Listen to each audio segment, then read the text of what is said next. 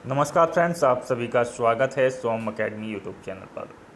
दोस्तों, 24 अगस्त 2024 को आपका उत्तर प्रदेश पुलिस कांस्टेबल भर्ती परीक्षा के लिए जो एग्ज़ाम संपन्न हुआ है प्रथम पाली का, उसका सॉल्यूशन लेकर के हम आपके बीच हाजिर हैं।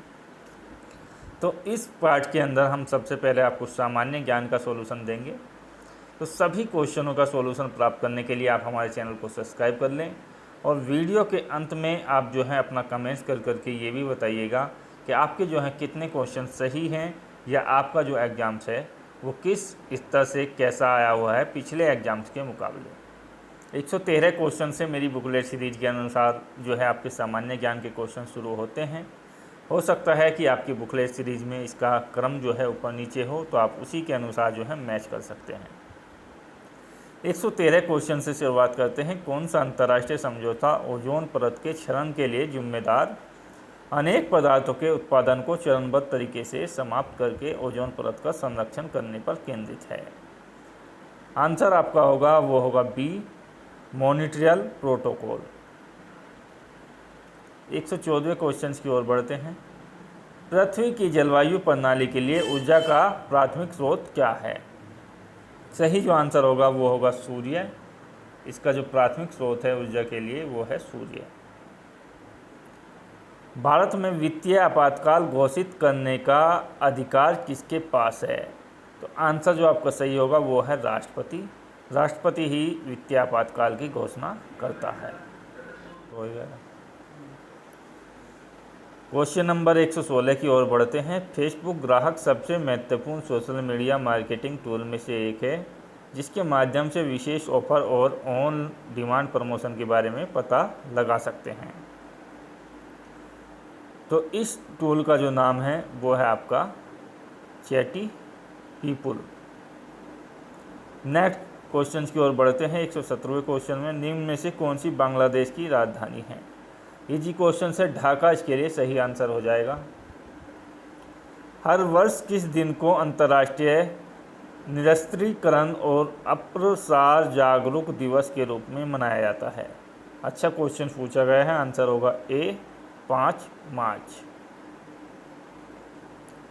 हाल ही में किस भारतीय हवाई अड्डे को यूनेस्को ने 2023 प्रिंस वर्सेस से मान्यता प्राप्त मिली? आंसर होगा आपके लिए बिल्कुल 119वें क्वेश्चन का डी, कैपेगोंडा अंतर्राष्ट्रीय हवाई अड्डा। Human rights and human wrongs पुस्तक के लेखक कौन हैं? आंसर होगा डी, वी.आर. कृष्ण अय्यर। निम्न में से कौन सा जीएसटी सामान्य पोर्टल है? तो 121वें क्वेश्चन के लिए जो आपका आंसर बनेगा वो है ए, www.gst.gov.in। किस पर्वत को ब्लू माउंटेन कहा जाता है? 122 में आंसर आपका ए होगा, नीलगिरी पर्वत। प्रसिद्ध उपन्यास द गॉडफादर किसके द्वारा लिखा गया था?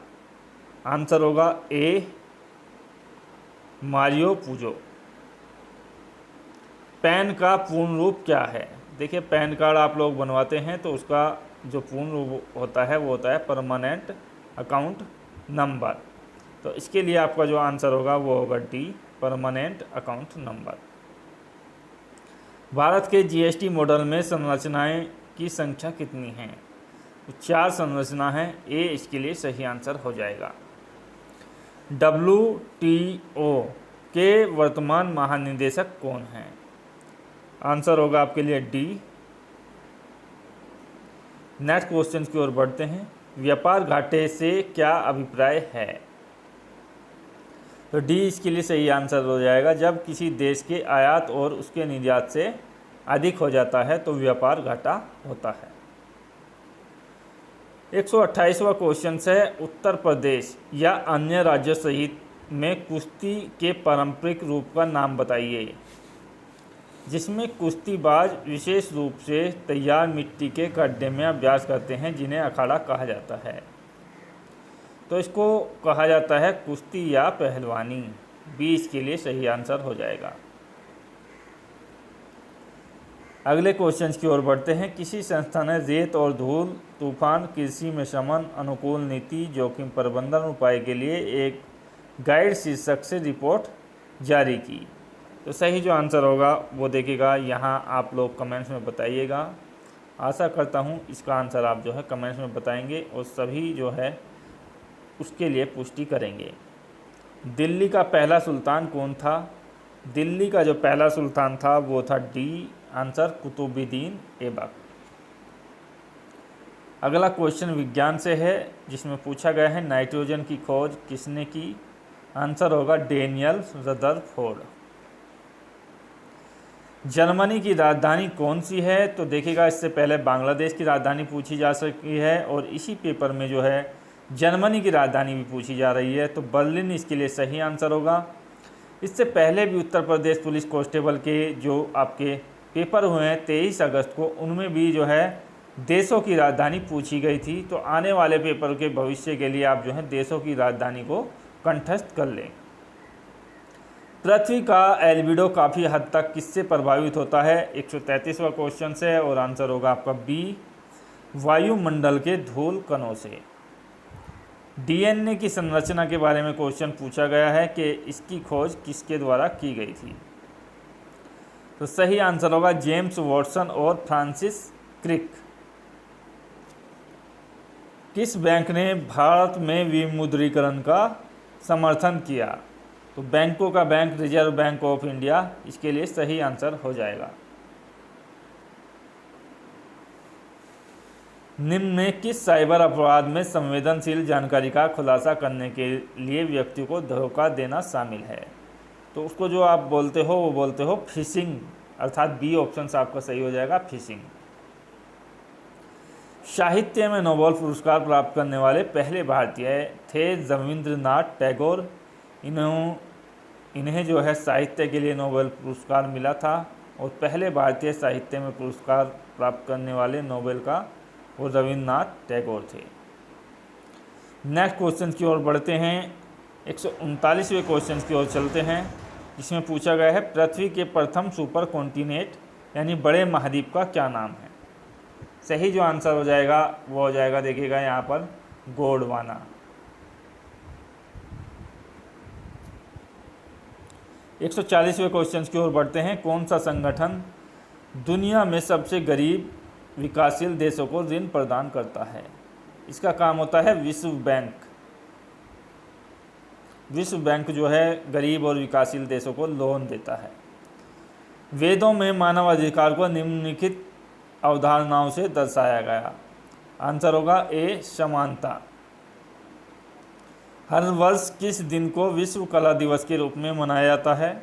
सही आंसर है ए, 15 अप्रैल। संविधान का अनुच्छेद 352 मुख्य रूप से किससे संबंधित है? तो ये है आपका बी आंसर होगा, राष्ट्रीय आपातकाल की उद्घोषणा से। 144वें क्वेश्चन की ओर बढ़ते हैं। महिलाओं और SC/ST समुदाय में उद्यमिता को बढ़ाने के लिए भारत सरकार द्वारा कौन सा प्रोग्राम या कार्यक्रम किया गया था? आंसर होगा ए, स्टैंड अप इंडिया। अगला क्वेश्चन है विजयनगर साम्राज्य की स्थापना 1336 में किसके द्वारा की गई? आंसर होगा डी, हरिहर और बुक्का। मेगा शहर वे शहर है जिनकी जनसंख्या होती है एक लिमिट में, तो ये जो जनसंख्या है 10 मिलियन से यदि अधिक होगी तो उनको जो है मेगा शहर कहा जाता है। किस भारतीय योजना का उद्देश्य असंगठित क्षेत्र के श्रमिकों की 60 वर्ष की आयु के बाद 3000 रुपये प्रति माह पेंशन प्रदान करना है? तो ये जो योजना है वो है आंसर ए, प्रधानमंत्री श्रम योगी मानधन योजना। सभी लोग जो हैं वीडियो को लाइक कर दें और चैनल को सब्सक्राइब कर लें ताकि सभी वीडियो आपके पास पहुंच सकें और सबसे अच्छा जो आपको जो है यहाँ पर रिजल्ट मिल सके। 148वें की ओर बढ़ते हैं। द क्रॉनिकल्स ऑफ नार्निया श्रृंखला किसके द्वारा लिखी गई है? आंसर होगा सी, C.S. लुइस। 149 का जो है जन्म या अप्रवासन के माध्यम से जनसंख्या में प्रवेश करने वाले लोगों की संख्या उत्प्रवास या मृत्यु छोड़ने वाले लोगों की संख्या के बराबर होने की स्थिति क्या कहलाएगी? तो डी आंसर होगा शून्य जनसंख्या वृद्धि। भारतीय तकनीकी और आर्थिक सहयोग ITEC कार्यक्रम का उद्देश्य क्या है? बी इसके लिए सही आंसर होगा तकनीकी सहायता और प्रशिक्षण प्रदान करना। आशा करता हूँ वीडियो बेहतर लगा होगा।